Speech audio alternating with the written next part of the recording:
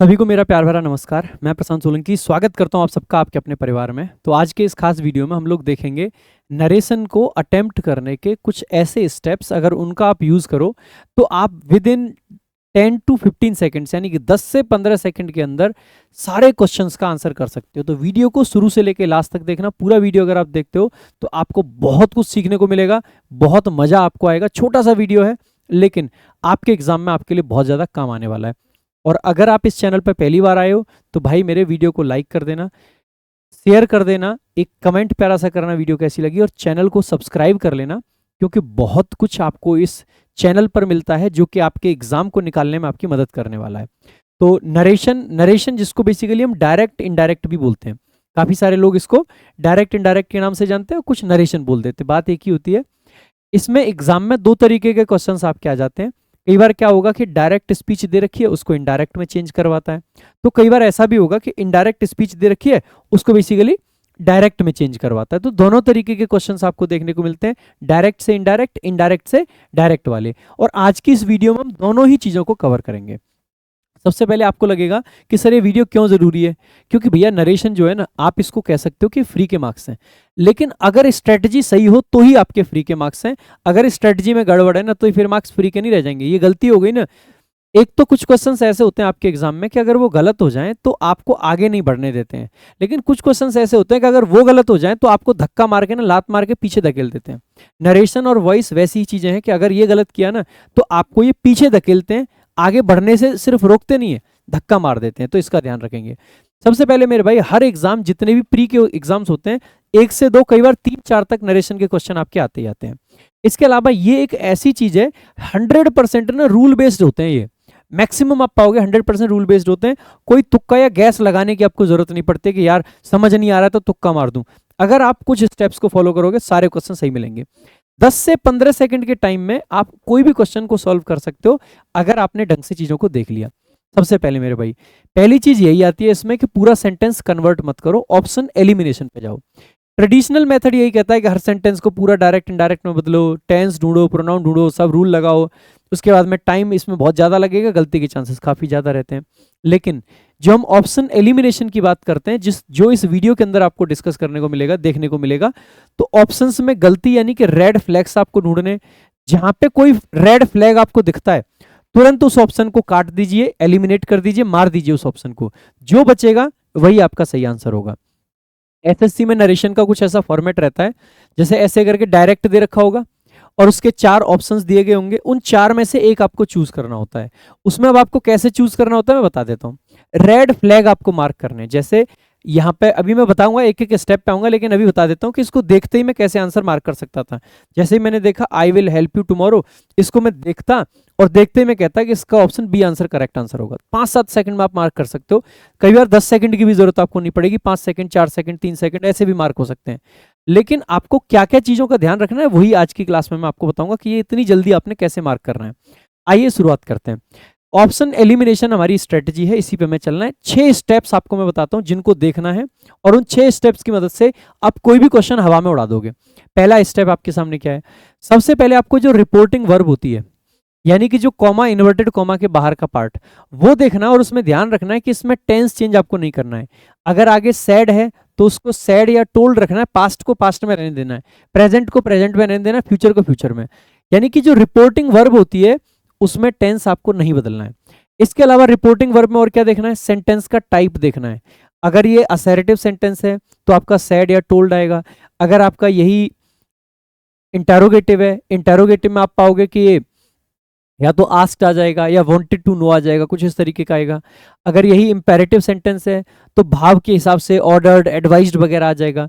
ठीक है, तो वो अलग अलग जगह पे अलग अलग चीजें आएंगी। ठीक है, तो सैड कब आना है, टोल्ड कब आना है, आस्क्ड कब आना है, ये आपको जरूर देखना है। तो ये भी एक इंपॉर्टेंट पार्ट होता है। इसके अलावा दूसरा आपका जो स्टेप है वो कंजंक्शन आपको चेक करना है। अगर सेंटेंस असर्टिव है तो दैट आएगा, असर्टिव है तो दैट, इंटेरोगेटिव है तो इफ या वेदर आ जाएगा, या कोई WH वर्ड आएगा, या इंपेरेटिव है तो टू आपका आ जाता है, टू प्लस वर्ब की फर्स्ट फॉर्म। अगर हम बात करते हैं मेरे भाई तीसरे स्टेप की, तो तीसरा स्टेप होता है आपको टेंस देखना है रिपोर्टेड स्पीच का, यानी कि इन्वर्टेड कॉमा के अंदर जो टेंस होता है वो आपको चेक करना है। सामान्यतः अगर मेन क्लॉज आपकी पास्ट में है तो एक स्टेप बैक चला जाता है टेंस, यानी कि बेसिकली क्या होता है कि टेंस को एक स्टेप पीछे भेज देते हैं। पीछे भेजते हैं इसका मतलब क्या है? इसका मतलब हम बैक शिफ्ट कर रहे होते हैं, विल को वुड कर देंगे, प्रेजेंट को पास्ट कर देंगे, पास्ट को पास्ट परफेक्ट कर देंगे, इस तरीके से हम सिंपल चीजें कर रहे होते हैं, तो टेंस चेंज होगा। अब क्योंकि देखो टेंस चेंज हो रहा है, साथ ही साथ में एक चीज और चेंज होगी। अगर आपका सेंटेंस इंटेरोगेटिव था तो स्ट्रक्चर को चेंज करके बेसिकली हमें क्या करना है? असर्टिव बनाना है, स्ट्रक्चर चेंज करना होता है। कभी भी हम इन्वर्टेड कॉमा को जब खोल के लाते हैं बाहर, तो वहां पे कोई भी इंटेरोगेटिव सेंटेंस नहीं लिखते हैं। इस चीज को बहुत सारे लोग ऐसे भी रट्टा मार लेते हैं कि जब भी WH वर्ड दिखे सेंटेंस के बीच में, तो वहां पे क्वेश्चन वाला स्ट्रक्चर नहीं लगाना है, नॉर्मल लगाना है। तो वही वाली बात है यहाँ पे भी। इसके अलावा मेरे भाई जो प्रोनाउंस हैं आपको उनका चेंज देखना है कि भैया अगर फर्स्ट पर्सन आ रखा है यानी कि आई अभी, तो सब्जेक्ट के अनुसार चेंज करो। सेकंड पर्सन आ रखा है तो ऑब्जेक्ट के अनुसार चेंज करो। थर्ड पर्सन आ रखा है तो उसको सेम रहने दो, कोई चेंज मत करो। और लास्ट जो चीज होती है वो होती है टाइम के वर्ड। क्योंकि आपका टेंस चेंज हो रहा है तो टेंस के हिसाब से टाइम के वर्ड्स को भी चेंज करो। नाउ को देन कर दो, टुडे को दैट डे कर दो, हियर को देयर कर दो। तो टाइम के, प्लेस के, इन वर्ड्स को भी चेंज करना है। अब सारे के सारे स्टेप्स एक एक करके बता देता हूँ मैं आपको। अगर आपको ऐसा लगता है ना कि सर ये चीजें कैसे काम करेंगी, तो अभी मैं एग्जांपल के थ्रू भी बताऊंगा कि कैसे काम करेंगे। सबसे पहला, रिपोर्टिंग वर्ब की टेंस डायरेक्ट जैसी ही रहती है, बदलती नहीं है। सैड को सैड रहने देना है। दूसरा, सेंटेंस के टाइप के अनुसार, स्टेटमेंट है तो सैड या टोल्ड आएगा, सवाल है तो आस्क्ड आएगा, आदेश है तो ऑर्डर्ड आएगा, निवेदन है तो रिक्वेस्टेड आएगा। इन चीजों का ध्यान देना है। तीसरी चीज क्या है? सैड वर्सेस टोल्ड का डिफरेंस देखना है। सैड के साथ टू आता है बेसिकली और फिर पर्सन होता है, लेकिन टोल्ड या आस्क के बाद डायरेक्ट पर्सन आता है। कोई भी टू या बेसिक मतलब टू यहाँ पे नहीं आता है, ना आस्क के साथ ना आपका टोल्ड के साथ। तो यहाँ पे जैसे देखेंगे ही सैड मी, तो सैड मी कभी नहीं होता, तो ये गलत हो जाएगा। तो हमें क्या लिखना चाहिए? ही आस्क्ड मी, क्योंकि यहाँ पे वेयर आ रखा है, WH वर्ड है यानी कि क्वेश्चन रहा होगा। क्वेश्चन रहा होगा तो आस्क का यूज करेंगे। दूसरा स्टेप आपका क्या है कि स्टेटमेंट में जाना है। ध्यान देंगे कि दैट कंजंक्शन आएगा। यस नो का सवाल जो है, देखो नॉर्मल कंजंक्शन दैट आता है। अगर यस नो का सवाल है बेसिकली तो इफ या वेदर आता है, तो ये ध्यान रखना है। जो WH सवाल है तो WH वर्ड जो है वॉट, वेयर, वाई, इसको यूज करेंगे, दैट को यूज नहीं करेंगे। ठीक है। अच्छा, ये कंजंक्शन है, सेकंड स्टेप, स्ट्रक्चर नहीं है। ठीक है, कंजंक्शन वाला है। ऑर्डर या रिक्वेस्ट का भाव होगा तो या तो 2+V1 या फिर नॉट 2+V1। तो नॉट के साथ में 2+V1। ध्यान देंगे एग्जाम में अक्सर करके एक ऑप्शन ऐसा दिखेगा जहां पे 2+नॉट होगा, तो 2+नॉट गलत मानना है, नॉट +2 आपको सही मानना है, नेगेटिव अगर है तो। जैसे ये देखेंगे, she asked that she was happy. अब भाई अगर आस्क आपका रखा है यानी कि क्वेश्चन है, और आपको ध्यान रखना है स्टेटमेंट में दैट आता है, लेकिन क्वेश्चन में आपको कभी भी दैट का यूज नहीं करना है। तो यहाँ पे बेसिकली दैट की जगह पे क्या लगाएंगे? इफ या whether, if she was happy. तो ये सिंपल से क्वेश्चंस होते हैं। देखो अगला स्टेप 3 है कि टेंस ऑफ रिपीटेड मतलब रिपोर्टेड स्पीच, वहां पे चेंज होता है। कैसे चेंज होगा? तो जो कोट्स हैं, कोट्स का मतलब है इन्वर्टेड कॉमा के अंदर का पार्ट है, अंदर वाला हिस्सा बैक शिफ्ट होता है। जैसे प्रेजेंट को पास्ट कर देंगे, सेल विल को वुड कर देंगे, कैन को कुड कर देंगे। पास्ट का इंडेफिनिट होगा तो पास्ट का परफेक्ट कर देंगे, पास्ट का कॉन्टिन्यूस होगा तो पास्ट का परफेक्ट कॉन्टिन्यूस कर देंगे। यही टेंस बदलती है, रिपोर्टिंग वर्ब की टेंस नहीं बदलती। कई बार बच्चे उसको भी बदल देते हैं, गलती होती है। यूनिवर्सल ट्रुथ आ जाए, कोई फैक्ट आ जाए, कोई साइंटिफिक फैक्ट आ जाए, तो ऐसे केस में कोई भी चेंज नहीं होता है टेंस के अंदर। ध्यान देंगे यूनिवर्सल ट्रुथ के केस में कोई चेंज नहीं करना होता है। जैसे यहाँ पे देखेंगे he said that he will help me. अब क्योंकि आगे पास्ट था तो यहाँ पे विल नहीं, क्या आएगा? वुड आएगा। बैक शिफ्ट नहीं हुआ इसीलिए ऑप्शन गलत हो जाएगा, ये वाला आपका करेक्ट हो जाता है। अगला आपका पॉइंट है, जो रिपोर्टेड स्पीच होती है वो हमेशा असर्टिव बनती है। सब्जेक्ट प्लस वर्ब वाला स्ट्रक्चर, कभी भी हेल्पिंग वर्ब सब्जेक्ट से पहले नहीं जाएगी रिपोर्टेड स्पीच में। यानी कि जब हम इनडायरेक्ट बनाते हैं तो कभी भी उसमें मतलब इंटेरोगेटिव स्ट्रक्चर यूज नहीं करते हैं। क्वेश्चन का स्ट्रक्चर हटा देना होता है, असर्टिव स्ट्रक्चर लगाना होता है। ऐसे तो asked where did he go नहीं लिखेंगे, asked where he had gone, इस तरीके से लिखना होता है। ठीक है। सेम चीज हमें बेसिकली जब हम इंपेरेटिव सेंटेंसेस की बात करते हैं या बेसिकली एक्सक्लेमेटरी सेंटेंसेस की बात करते हैं, तो एक्सक्लेमेटरी सेंटेंस में से एक्सक्लेमेशन को हटा दो, जो बेसिकली जो मार्क ऑफ एक्सक्लेमेशन है वो भी हटेगा। जो एक्सक्लेमेटरी वर्ड है जो आपके सडन फीलिंग को, इमोशंस को एक्सप्रेस कर रहा है, वो भी हट जाएगा। तो वो भी हमें ध्यान देना है। जैसे यहाँ पे देखेंगे she asked him why was he late, तो आप कहोगे सर वाज ही नहीं, ही वाज हमें लिखना चाहिए, तो ये आपका करेक्ट आंसर होगा। स्टेप नंबर 5 क्या कहता है? प्रोनाउंस का ध्यान देना है। ये ट्रिक होती है आपकी सन वाली, सन 1 2 3, यानी कि एस को बेसिकली सब्जेक्ट मानना है, ओ बेसिकली ऑब्जेक्ट होता है, और एन यानी कि नो चेंज। पर्सन होते हैं 1 2 3, सब्जेक्ट को 1 के हिसाब से, ऑब्जेक्ट को 2 के हिसाब से, और नो चेंज यानी कि 3। इस तरीके से आपको ध्यान रखना है। ठीक है। तो फर्स्ट पर्सन रिपोर्टिंग वर्ब के सब्जेक्ट जैसा, सेकंड पर्सन ऑब्जेक्ट जैसा, थर्ड पर्सन कोई चेंज नहीं होगा। यहाँ पे देखेंगे he said to me I will help you, यहाँ पे ये क्यों गलत हो गया, देखो आई को बेसिकली ही में चेंज कर दिया, लेकिन यू को मी के हिसाब से किस में चेंज करना पड़ेगा, आप कहोगे सर मी में, तो इसका मतलब ये गलत है, ये आपका करेक्ट हो जाएगा। देखो आगे, स्टेप नंबर 6 आपका क्या कहता है, बहुत सिंपल सा स्टेप है भाई। स्टेप नंबर 6 कहता है कि नाउ को देन में बदलना है, टुडे को दैट डे में बदलना है, टुमारो को बेसिकली द नेक्स्ट डे में बदलना है। इस तरीके से आप कर पाओगे, ठीक है। यस्टरडे को प्रीवियस डे में बदलना है, हियर को देयर में बदलना है, एगो को बिफोर में बदलना है, दिस को दैट में, दीज को दोज में, ठीक है। ये क्वेश्चन देखेंगे, जैसे simple, he said that he was living now. अब क्योंकि पास्ट में चेंज हो गया है भाई, एम था तो नाउ ठीक था, लेकिन पास्ट हो गया है तो नाउ की जगह पे क्या आ जाएगा, आप कहोगे सर देन, ये करेक्ट आंसर हो जाएगा। इन 6 स्टेप्स का यूज करके आप ऑलमोस्ट 90 to 95% क्वेश्चंस को कर जाओगे, लेकिन 10 से 5% क्वेश्चंस फिर भी ऐसे आएंगे जिनके लिए आपको डेप्थ में जाने की जरूरत पड़ेगी, एक एक रूल को, एक एक कॉन्सेप्ट को समझने की जरूरत पड़ेगी। अभी मैं एक एक एग्जांपल भी दूंगा यहाँ पर हर चीज का, अभी इनडायरेक्ट से डायरेक्ट में भी दिखाऊंगा कैसे आते हैं। लेकिन मेरे भाई, अगर आपको बेसिकली नरेशन का ये है कि हमें सर एक एक रूल पढ़ना है, समझना है, हमें नहीं पता है रिपोर्टिंग वर्ब क्या होती है, हमें नहीं पता है रिपोर्टेड स्पीच क्या होती है, अगर ये सब चीजें जाननी है तो आप हमारी ये वाली video narration by Prashant sir search करेंगे तो एक वीडियो आपको आएगी सिलेक्शन सीरीज में, English narration basic to advanced, complete narration एक ही वीडियो में। लगभग ये 2.5 घंटे का वीडियो है, लेकिन इस 2.5 घंटे के अंदर आपको बेसिक लेवल से पूरा का पूरा नरेशन कवर कराया गया है। उसमें आप एक एक चीज बड़े अच्छे से समझ सकते हो, पढ़ सकते हो, सीख सकते हो। तो हाईली रिकमेंडेड वीडियो है ये वाला, आप देख सकते हैं। दूसरी चीज क्या आएगी कि सर जो रिसेंट एग्जाम में क्वेश्चन आए थे बड़े अजीब अजीब से थे, बड़े अटपटे थे, लोग कह रहे थे रूल्स काम नहीं कर रहे हैं। तो अगर आपको रीसेंट एग्जाम के देखने हैं ना, तो हमारा पाथ सीरीज हमने रीसेंट एग्जाम के लिए चलाया था, pattern analysis and trend hunting. ये पाथ सीरीज था ही इसीलिए कि रीसेंट एग्जाम को कैसे डिकोड करना है। आप ये दोनों वीडियो देख लेना, आपका सारे के सारे नरेशन के क्वेश्चन इसके बाद में गलत नहीं होंगे। आ जाते हैं वापस आज के इस वाले पार्ट पे। तो टाइम वर्ड्स का मैंने आपको बता दिया है। अब जैसे प्रैक्टिस क्वेश्चन है, ऑप्शन एलिमिनेशन आपको यूज करना है, तो कैसे कर पाएंगे भाई। सबसे पहले, he said to me where will you go tomorrow. जैसे ही आपने देखा he said to me where will you go, ये जैसे ही क्वेश्चन वर्ड है, सबसे पहला मैं क्या देखना, रिपोर्टिंग वर्ब देखनी है। यहाँ पे देखोगे सैड को सैड छोड़ दिया है, बेसिकली यहाँ पे जैसे आप देखोगे सैड को सैड छोड़ दिया है, ये गलत हो जाएगा, ठीक है। इसके बाद में सेकंड स्टेप आपको क्या देखना है, तो सेकंड स्टेप आपको देखना है मेरे भाई कि आस्क्ड मी है, ठीक है, आस्क्ड मी है, ठीक है, आस्क्ड मी है, ठीक है, वेयर आ रखा है, वेयर आ रखा है, वेयर आ रखा है, वेयर आ रखा है।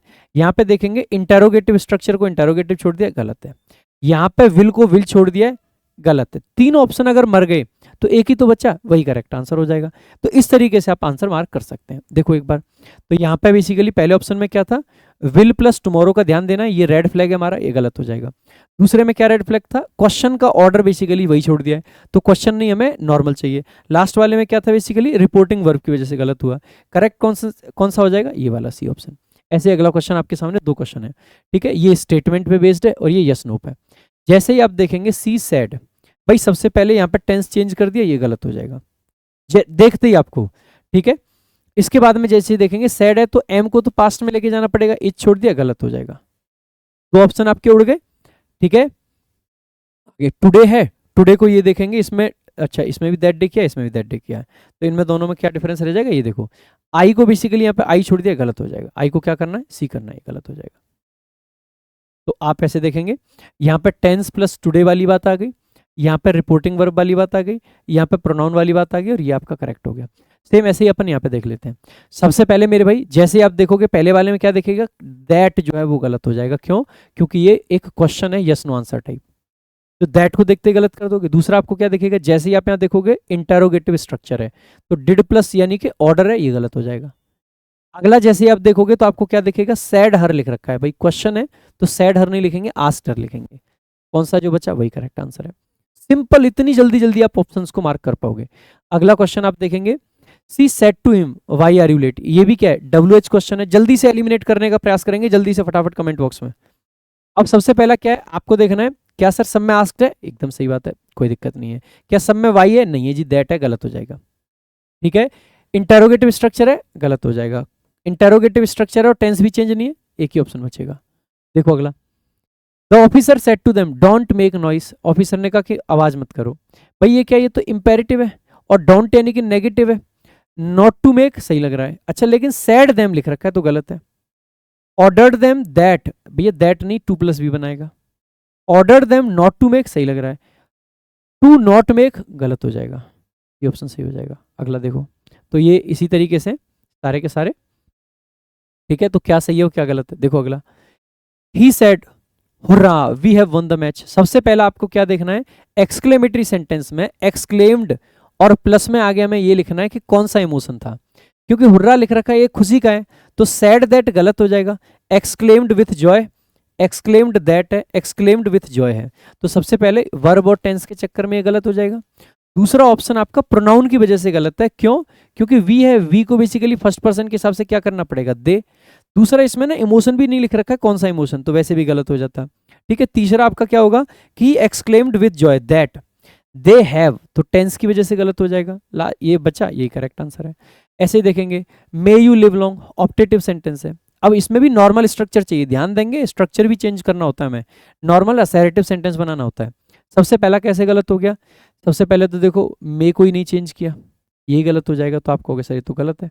आगे, और वैसे भी सैड दैट नहीं होना चाहिए, प्रेयर करिए ना, प्रे है ये।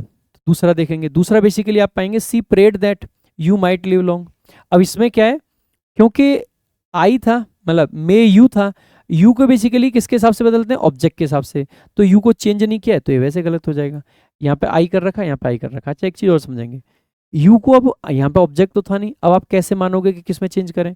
हमें दिख रहा है कि तीन ऑप्शन में आई करा है, मतलब आई वाले को सही मानेगा ये, ठीक है। देखो आगे, तो जैसे यहाँ पे देखा, अगले वाले में क्या आपको गलत लिख रहा है, मे को चेंज नहीं किया, गलत हो जाएगा, सिंपल। तो आप पाओगे मे को चेंज नहीं किया, गलत हो जाएगा। ठीक है, तो कौन सा वाला ऑप्शन बचा, यही बचा, यही करेक्ट आंसर है। देखो आगे, नेक्स्ट,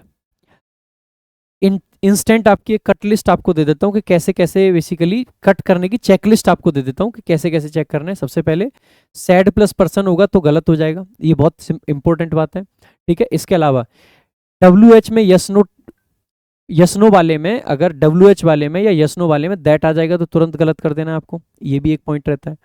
इसके अलावा बेसिकली प्रेजेंट टेंस अगर दिख जाए और आगे पास्ट था, तुरंत एलिमिनेट कर देंगे भाई, ये भी एक तीसरा पॉइंट आपका इंपॉर्टेंट है। डू डज डिड, इनका प्रयोग सामान्यतः इनडायरेक्ट स्पीच में नहीं होता, इनको देखते ही एलिमिनेट कर देंगे भाई। इसके अलावा मेरे भाई गलत प्रोनाउन विशेष करके आप ध्यान रख सकते हैं इसका, और इसके बाद में टुडे, नाउ, हियर, देयर, इन सबको देख के कर सकते हो। टाइम वर्ड्स इनको चेंज करना जरूरी होता है।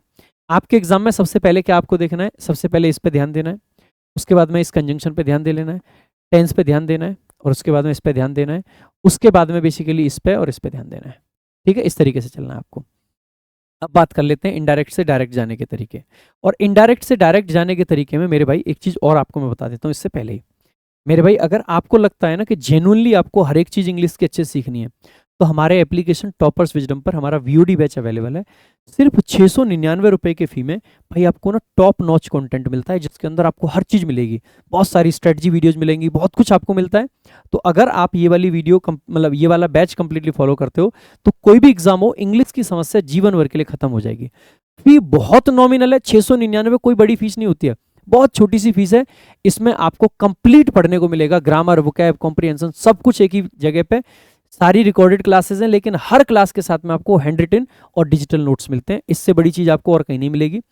Type wise, level wise seats मिलेंगी, हर क्लास पे बेस्ड टेस्ट मिलते हैं, चैप्टर वाइज क्विज मिलेंगे, मॉक टेस्ट मिलेंगे, रिवीजन मतलब प्राइवेट डाउट ग्रुप मिलेगा, बहुत सारी चीजें आपको मिलती हैं। तो आप ये वाला बैच लेके अपनी तैयारी को एक नया आयाम दे सकते हैं।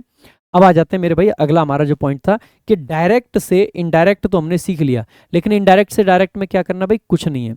सिंपल ये है कि हर रूल को आपको ना रिवर्स कर देना है। जितने भी रूल हमने अभी सीखे उनको रिवर्स करना है, यानी कि हर स्टेप का उल्टा टेंस देखना है, प्रोनाउन देखना है, टाइम वर्ड्स देखने हैं। रिपोर्टेड स्पीच को इन्वर्टेड कॉमा में लेके आना है। क्वेश्चन का बेसिकली क्वेश्चन जो था वो हमें वापस लाना है, क्योंकि हटाया था हमने, और एक्सक्लेमेशन का एक्सक्लेमेशन हमें वापस लाना है। सिंपल इतना ध्यान रखना है, वही 6 स्टेप है। रिपोर्टिंग वर्ब, टोल्ड है, आस्क्ड है, ऑर्डर्ड है, इससे देखो कि सैड आएगा या सेड टू आएगा। इन्वर्टेड कॉमा वापस लाओ, कंजंक्शन को हटा दीजिए और सेंटेंस के टाइप को बेसिकली वापस रिस्टोर करो जो ओरिजिनल था। टेंस को फॉरवर्ड करना है, पहले बैक शिफ्ट कर रहे थे, अब फॉरवर्ड करना है। जैसे वुड को विल करना है, कुड को कैन करना है, पास्ट को प्रेजेंट बना देना है। स्ट्रक्चर को वापस लाओ, सवाल था या कोई ऑर्डर था, एक्सक्लेमेशन था, उसको वापस उसी रूप में लाओ। प्रोनाउन को रिवर्स करो, ही से आई पे, हिम पे से यू पे, बेसिकली स्पीकर के नजरिए से देखो और उसको करो। और टाइम के वर्ड्स को भी रिवर्स करो, देन को नाउ करो, दैट डे को टुडे करो, देयर को हियर करो। इनडायरेक्ट में देखो ऐसे करके आपको किस किस चीज को चेंज करना है। टोल्ड, आस्क्ड या ऑर्डर्ड दिखे तो सैड या सेड टू में चेंज करो। दैट दिखे तो बेसिकली हटा दो और स्टेटमेंट बेसिकली बनाओ उसको एक। इफ या वेदर दिखे तो यस नो का सवाल बना दो। डब्ल्यू एच वर्ड दिखे तो डब्ल्यू एच वर्ड का क्वेश्चन बनाओ। टू या फिर नॉट टू दिखे तो बेसिकली उसको इंपेरेटिव सेंटेंस बना दो। वुड को विल में करो, पास्ट को प्रेजेंट में करो, ये टेंस को फॉरवर्ड करने की बात कर रहे हैं। देन को नाउ करो, दैट डे को टुडे करो।